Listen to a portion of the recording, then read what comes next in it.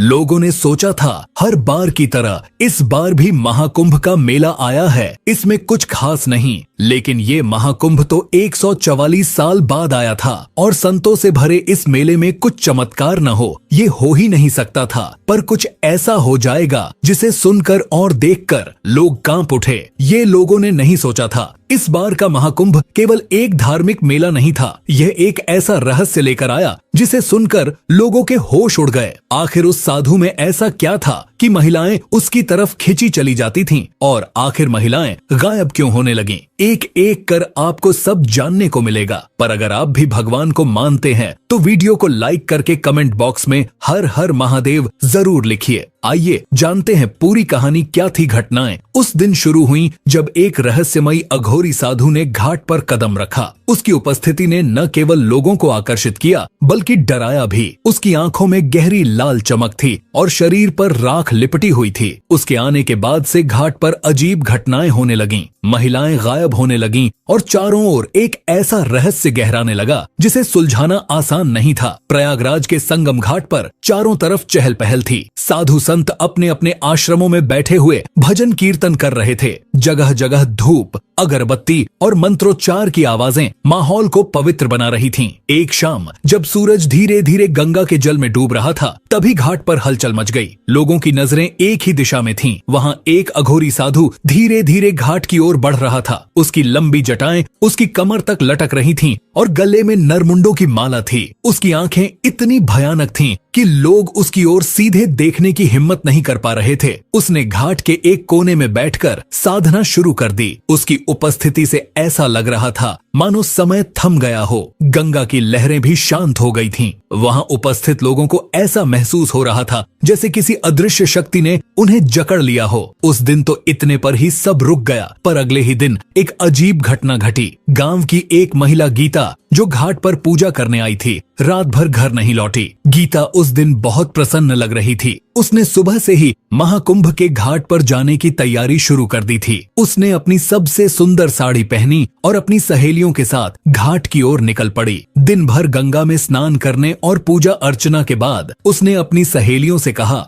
मैं थोड़ी देर अकेले घूमना चाहती हूँ, तुम लोग घर लौट जाओ। सहेलियों ने उसे समझाया कि अंधेरा होने से पहले लौट आना, लेकिन गीता ने उनकी बात को अनसुना कर दिया। शाम ढलने लगी और गीता घाट के किनारे बैठे उस अघोरी साधु की ओर आकर्षित हो गई। वह न चाहते हुए भी उसके पास खींचती चली गई। उसके पास पहुंचकर उसने देखा कि साधु अपनी गहरी लाल आंखों से उसे घूर रहा है। वह कुछ बोल नहीं पाया। उसकी आंखें मानो किसी सम्मोहन का जाल बिछा रही थीं। मुझे तुम्हारे अंदर एक विशेष ऊर्जा दिखती है, साधु ने गहरे स्वर में कहा। गीता चुपचाप खड़ी रही। उसके कदम जड़ हो गए। तभी साधु ने अपना त्रिशूल उठाया और उसके चारों ओर एक घेरा खींच दिया। अचानक गीता की चीखों से घाट का सन्नाटा टूट गया। वहां मौजूद कुछ लोगों ने देखा, लेकिन डर के मारे वे उसकी मदद के लिए आगे नहीं बढ़ पाए। गीता की चीखें धीरे धीरे थम गईं। उसके बाद वह अघोरी के साथ गंगा के पास बने अंधेरे जंगल की ओर चली गई। अगले दिन सुबह जब गीता घर नहीं लौटी तो उसके परिवार वालों ने उसे ढूंढना शुरू किया। उसकी माँ घाट पर रोते हुए लोगों से पूछती रही,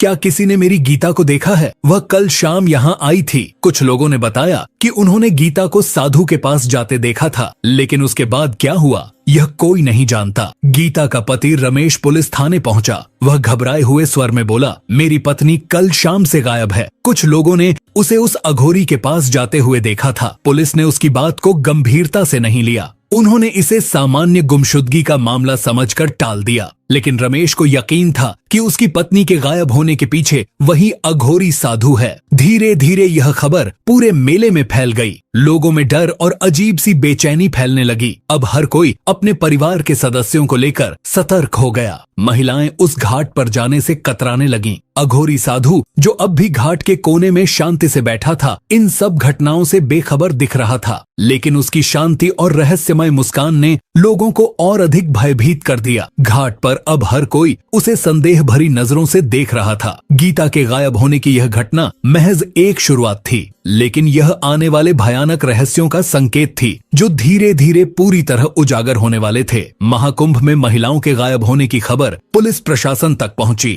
मामले की गंभीरता को देखते हुए जिले के सबसे तेज तर्रार इंस्पेक्टर वीरेंद्र राणा को वहां भेजा गया। वीरेंद्र एक ईमानदार और बहादुर अफसर था जो अंधविश्वास पर विश्वास नहीं करता था। वीरेंद्र ने मेले में पहुंचकर घाट का मुआयना किया। उसने साधु के बारे में सुना और सीधा उसके पास गया। आप कौन हैं और यहाँ क्या कर रहे हैं? वीरेंद्र ने सख्ती से पूछा। साधु ने अपनी लाल आंखें खोलीं और धीरे से कहा, मैं वही हूँ जो इस संसार को चलाता है। तुम मुझे समझ नहीं पाओगे, मुझसे दूर रहो। वीरेंद्र ने उसे धमकी दी, अगर तुम यहाँ से नहीं गए तो मैं तुम्हें गिरफ्तार कर लूंगा। साधु ने उसकी ओर देखा और मुस्कुराते हुए कहा, तुम मुझे नहीं हटा सकते, मेरी शक्तियों को चुनौती मत दो। वीरेंद्र की धमकी के बाद भी साधु टस से मस नहीं हुआ। उसने एक गहरी सांस ली और अपनी आंखें बंद कर लीं। कुछ पल बाद उसने अपना त्रिशूल उठाया और जोर से धरती पर मारा। उस प्रहार से गंगा के शांत पानी में अचानक उथल पुथल मच गई। ऐसा लगा मानो नदी ने अपनी गति को रोककर क्रोध में उफान मारा हो। आसमान में काले बादल छा गए और बिजली चमकने लगी। घाट पर उपस्थित लोग चीखने चिल्लाने लगे। किसी ने ऐसी घटना पहले कभी नहीं देखी थी। गंगा के पानी में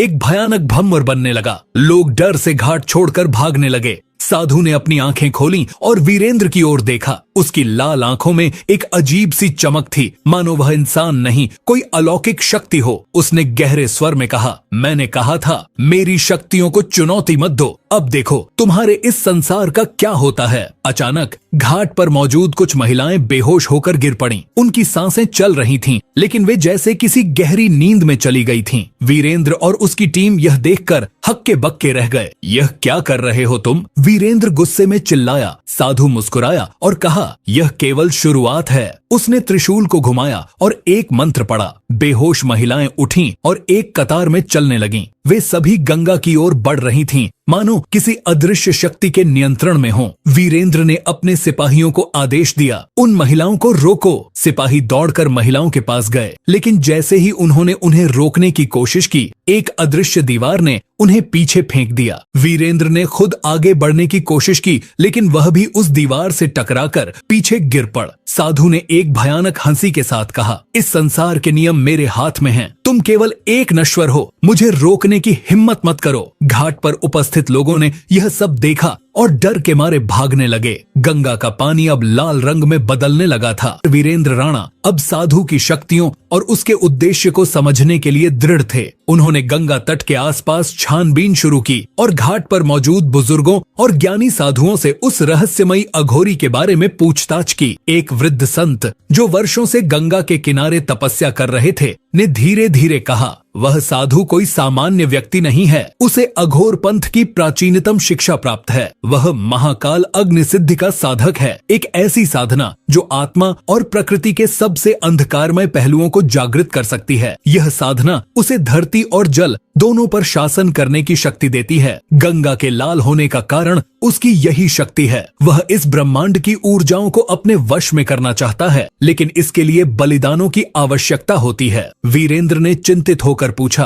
तो क्या वह इन महिलाओं को उसी बलिदान के लिए ले जा रहा है? संत ने सिर हिलाते हुए कहा, हाँ, और यदि यह अनुष्ठान पूरा हो गया तो वह इतना शक्तिशाली बन जाएगा कि उसे कोई रोक नहीं सकेगा। त्रिलोक में अराजकता फैल जाएगी। उसे रोकने के लिए समय कम है। साधु की शक्तियां किसी साधारण अघोरी से बहुत आगे थीं। उसने वर्षों तक हिमालय की कंदराओं में साधना की थी, जहां उसने आत्मा और प्रकृति की सबसे रहस्यमयी ऊर्जा को साधा। उसकी कुछ प्रमुख शक्तियां थीं, जैसे प्राकृतिक तत्वों पर नियंत्रण। वह पानी, हवा और अग्नि को अपनी इच्छा से नियंत्रित कर सकता था। गंगा का लाल होना और भंवर का उठना उसकी इसी शक्ति का परिणाम था। मनोवैज्ञानिक सम्मोहन, उसकी लाल आंखें किसी को भी सम्मोहित कर सकती थीं और वह लोगों के मन और शरीर को अपने वश में कर लेता था। त्रिशूल की दिव्य शक्ति, उसका त्रिशूल केवल एक हथियार नहीं था, बल्कि उसमें ब्रह्मांडीय ऊर्जा संग्रहित थी। वह इसे धरती पर मारकर ऊर्जा तरंगें उत्पन्न कर सकता था। भूत प्रेतों और आत्माओं का नियंत्रण वह अधूरी आत्माओं को अपने अधीन कर उन्हें अपने कामों के लिए इस्तेमाल करता था।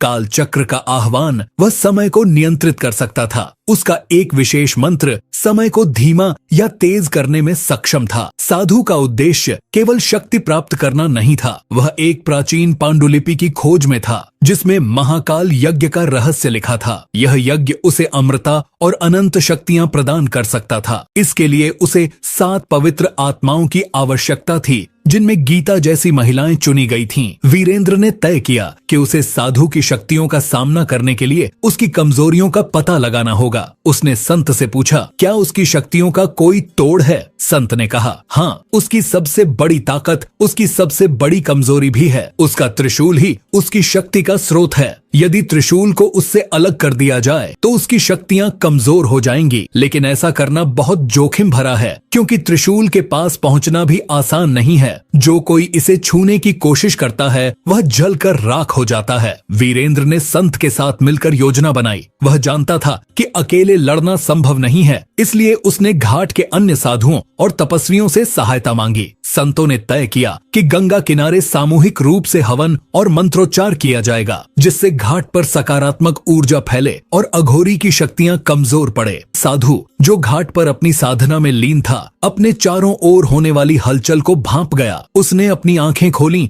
और दूर खड़े वीरेंद्र को देखा। उसकी मुस्कुराहट और गहरी हो गई। तो तुमने मुझे चुनौती देने का साहस किया है, उसने गहरे स्वर में कहा। उसने अपनी आंखें बंद की और कुछ मंत्र पढ़ने लगा। अचानक घाट पर भयंकर आंधी चलने लगी। गंगा का पानी और अधिक लाल हो गया। साधु ने अपने त्रिशूल को उठाया और हवा में घुमाया। एक तेज रोशनी का गोला बन गया जो सीधा घाट पर मौजूद हवन स्थल की ओर बढ़ा। घाट पर संतों और तपस्वियों ने वीरेंद्र के नेतृत्व में हवन शुरू कर दिया। चारों ओर मंत्रोच्चार की गूंज फैल गई, जिससे घाट का वातावरण सकारात्मक ऊर्जा से भरने लगा। साधु को यह एहसास हो गया कि उसका साम्राज्य खतरे में है। उसने अपनी आंखें बंद की और गहरे स्वर में एक मंत्र पढ़ा। त्रिशूल से उठी ऊर्जा ने हवन स्थल को निशाना बनाया था, लेकिन संतों के मंत्रों की शक्ति ने उस ऊर्जा को रोक दिया। साधु के चेहरे पर गुस्से की लकीरें उभर आईं। उसने अपने हाथ से राख उठाई और उसे गंगा की ओर फेंक दिया। उस राख के गिरते ही गंगा के पानी से प्रेतों का एक झुंड निकल आया। ये प्रेत हवा में तैरते हुए हवन स्थल की ओर बढ़ने लगे। वीरेंद्र और उसकी टीम ने हिम्मत नहीं हारी। उन्होंने तय किया कि साधु के त्रिशूल को उसकी पहुंच से दूर करना ही एकमात्र रास्ता है। वीरेंद्र ने अपने सिपाहियों को आदेश दिया, तुम लोग हवन स्थल की सुरक्षा करो, मैं साधु की ओर जाता हूँ। वीरेंद्र ने अपनी बंदूक उठाई और साधु की ओर बढ़ा। साधु ने अपनी लाल आंखें खोलकर उसकी ओर देखा और मुस्कुराते हुए कहा, तुम यह युद्ध नहीं जीत सकते, मेरी शक्तियां तुम्हारी कल्पना से परे हैं। वीरेंद्र ने दृढ़ता से कहा, मैं यहाँ तुम्हारी शक्तियों को चुनौती देने नहीं, तुम्हारे अत्याचार को खत्म करने आया हूँ। साधु ने अपना त्रिशूल हवा में घुमाया, जिससे फिर से एक उग्र अग्निगोला वीरेंद्र की ओर बढ़ा। वीरेंद्र ने अपने त्वरित बुद्धि से एक किनारे छलांग लगाई और उस हमले से बच गया। उसने साधु के चारों ओर बने राख के घेरों को देखा। वह समझ गया कि यह घेरा उसकी ऊर्जा को बनाए रखने का स्रोत है। वीरेंद्र ने अपनी चालाकी से एक पत्थर उठाया और घेरा तोड़ने की कोशिश की। जैसे ही वह पत्थर घेरा पार करता, एक अदृश्य दीवार ने उसे वापस उछाल दिया। साधु ने हंसते हुए कहा, तुम यह साधारण तरीकों से नहीं कर सकते, मेरा घेरा केवल दिव्य शक्ति से टूटेगा। उसी समय संतों ने वीरेंद्र को आवाज लगाई, घेरा तोड़ने का एकमात्र तरीका उसके त्रिशूल को छूना है, लेकिन वह त्रिशूल केवल पवित्र जल से ही कमजोर होगा। गंगा के प्राचीन मंदिर से लाया गया जल ही इसे शक्ति से वंचित कर सकता है। वीरेंद्र ने संत के एक शिष्य को कहा, तुम मंदिर जाओ और वह जल लाओ, तब तक मैं साधु का ध्यान भटकाता हूँ। वीरेंद्र ने अपनी चालाकी से साधु को उकसाना शुरू किया, अगर तुम्हारी शक्ति इतनी महान है तो तुम्हें मुझे हराने के लिए इन भूत प्रेतों की आवश्यकता क्यों पड़ी? साधु उसकी बातों में आ गया। उसने त्रिशूल से दूसरी दिशा में प्रहार किया, जिससे वीरेंद्र को उसके घेरे के करीब जाने का मौका मिल गया। कुछ ही देर में शिष्य पवित्र जल लेकर लौट आया। वीरेंद्र ने झट से जल लिया और त्रिशूल की ओर दौड़ा। साधु ने उसे रोकने की कोशिश की, लेकिन वीरेंद्र ने जल त्रिशूल पर डाल दिया। पवित्र जल के छिड़कते ही त्रिशूल से एक भयंकर ध्वनि निकली। साधु दर्द से चीखने लगा। उसकी शक्तियां धीरे धीरे कमजोर होने लगीं। गंगा का लाल पानी फिर से साफ हो गया और भूत प्रेत गायब हो गए। साधु ने आखिरी बार वीरेंद्र की ओर देखा और कहा, तुमने मेरी साधना को रोक दिया, लेकिन यह कहानी यहीं खत्म नहीं होगी। मेरी शक्तियां सदा के लिए समाप्त नहीं हो सकती। त्रिशूल के टूटते ही साधु का शरीर राख में बदल गया। घाट पर उपस्थित लोगों ने राहत की सांस ली। गीता और अन्य गायब हुई महिलाएं धीरे धीरे होश में आने लगीं। महाकुंभ में सब कुछ सामान्य हो गया। गंगा के घाट पर फिर से भजन कीर्तन शुरू हो गए। वीरेंद्र ने संतों का आभार व्यक्त किया और गंगा तट की सुरक्षा को मजबूत किया। हालांकि वीरेंद्र के मन में एक सवाल था, क्या सच में साधु का अंत हो गया था या यह केवल एक शुरुआत थी? जब वीरेंद्र ने पवित्र जल से त्रिशूल को स्पर्श किया और साधु का शरीर राख में बदल गया तो घाट पर अचानक एक अद्भुत शांति छा गई। गंगा का जल जो अब तक शांत था अचानक हल्के प्रकाश से झिलमिलाने लगा। हर कोई इस अप्रत्याशित घटना को विस्मय से देख रहा था। वीरेंद्र ने संत की ओर देखा और कहा, क्या यह सच में समाप्त हो गया? तभी गंगा के ऊपर एक दिव्य प्रकाश उभरा। उसी राख से एक तेजस्वी आकृति प्रकट हुई। वह साधु का दिव्य रूप था। उसका चेहरा अब क्रोध और भयावहता से मुक्त था। उसकी आंखों में करुणा और शांति का भाव था। तुमने मेरी राह कठिन बना दी वीरेंद्र। साधु की आवाज गूंजी, जो अब पहले की तरह कठोर नहीं बल्कि शांत और गूढ़ थी। वीरेंद्र ने विस्मय से पूछा, तुम कौन हो और तुमने यह सब क्यों किया? साधु मुस्कुराया और कहा, मैं इस संसार का अघोर हूँ जो जीवन और मृत्यु के मध्य का सेतु है। मेरी साधना का उद्देश्य विनाश नहीं बल्कि सृष्टि के संतुलन को बनाए रखना था। जो शक्ति मैंने अर्जित की थी वह केवल योग्यतम के हाथों में होनी चाहिए थी। यह त्रिशूल जो ब्रह्मांडीय ऊर्जा का केंद्र है, अराजकता और शांति दोनों का कारक बन सकता है। मैंने इसे गलत हाथों में जाने से रोकने के लिए यह कठोर मार्ग चुना। साधु ने आगे कहा, मनुष्य अक्सर उस चीज को नहीं समझता जो उसे दिखाई नहीं देती। मेरी शक्ति को तुमने चुनौती दी, लेकिन यह तुम्हारा साहस और दृढ़ता थी जिसने तुम्हें इस परीक्षा में उत्तीर्ण किया। यह त्रिशूल अब गंगा की गहराइयों में विश्राम करेगा जब तक कि संसार को इसकी आवश्यकता न हो। साधु ने त्रिशूल उठाया और उसे गंगा की धारा में प्रवाहित कर दिया। जैसे ही त्रिशूल जल में समाया, गंगा की लहरें स्वर्णिम हो गईं। साधु ने अपने हाथ आकाश की ओर उठाए और कहा, मैं अब वापस वहीं जा रहा हूँ जहाँ से आया था, विराट शून्य में जहाँ केवल शांति है। याद रखना, यह संसार संतुलन पर आधारित है। जब भी संतुलन बिगड़ेगा मैं फिर लौटूंगा। साधु की आकृति धीरे धीरे प्रकाश में विलीन हो गई। घाट पर मौजूद लोग उसकी दिव्यता को देखकर निःशब्द थे। वीरेंद्र भी उसकी बातों से प्रभावित हुआ। उसने महसूस किया कि सत्य और न्याय के मार्ग पर चलने के लिए केवल शक्ति नहीं बल्कि विनम्रता और विवेक भी आवश्यक है। गंगा की लहरें शांत हो चुकी थीं और आकाश में सूरज की पहली किरण ने नया सवेरा किया। घाट पर मौजूद हर व्यक्ति के मन में उस दिव्य आत्मा के प्रति श्रद्धा का भाव जाग उठा